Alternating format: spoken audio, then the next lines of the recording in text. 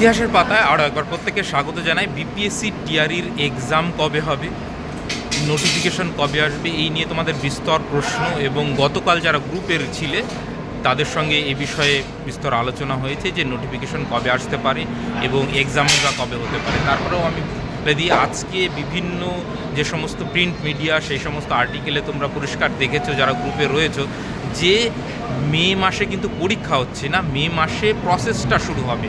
অর্থাৎ বিপিএসসি এবং শিক্ষামন্ত্রী একাধিকবার বলেছিল যে বিপিএসসি টিআরই তখনই শুরু হবে টিআরই 3টা কমপ্লিট হলে। টিআরই 3 কিন্তু এখনও কমপ্লিট হয়নি এবং টিআরই 3-র প্রসেসটা আরও কিছুটা সময় লাগবে এবং তারপরে যে সমস্ত ভ্যাকান্সিগুলো পড়ে থাকবে সেগুলো সংগ্রহ করে তারপরে টিআরই 4-এর নোটিফিকেশন আসবে। তো সেই জায়গায় দাঁড়িয়ে এপ্রিল মাসটাও কিন্তু সমস্ত প্রসেস হতে হতে চলে যাবে এবং মে মাসেই কিন্তু টিআরই 4-এর প্রসেসটা শুরু হবে। অর্থাৎ নোটিফিকেশনটা মে মাসেই আসবে এরকমটাই আমরা ধরতে পারি এবং এক্সাম কিন্তু খুব বেশি ডিলে হবে না, খুব দ্রুতই হবে।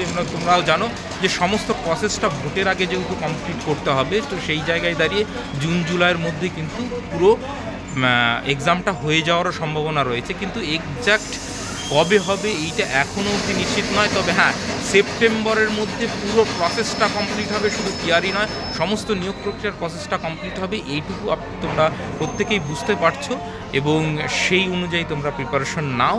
এবং মেতে নোটিফিকেশন আসছে, এক্সাম আসছে না এটাও যেরকম ক্লিয়ার, এবং নোটিফিকেশন আসার পর খুব বেশি সময় পাবে না, খুব অল্প দিনের মধ্যেই কিন্তু এক্সাম হবে এটাও পরিষ্কার। তো সেই হিসাবে তোমরা প্রিপারেশনটা নাও, প্রত্যেকে ভালো করে পড়তে থাকো এবং যতদিনে ওয়েস্ট বেঙ্গলে ওবিসি মামলা শেষ হয়ে একটা নোটিফিকেশন আসবে ততদিনে তোমরা কিন্তু বিহারে চাকরি পেয়ে যাবে। তো যে যাই বলুক, যাই তুমি যেখান থেকে শোনো, এইটুকু নিশ্চিত থাকো যে পুরো প্রসেসটা ভোটের আগে কমপ্লিট হবে, এইটুকু 100% কনফার্ম। ঠিক আছে, থ্যাংক ইউ।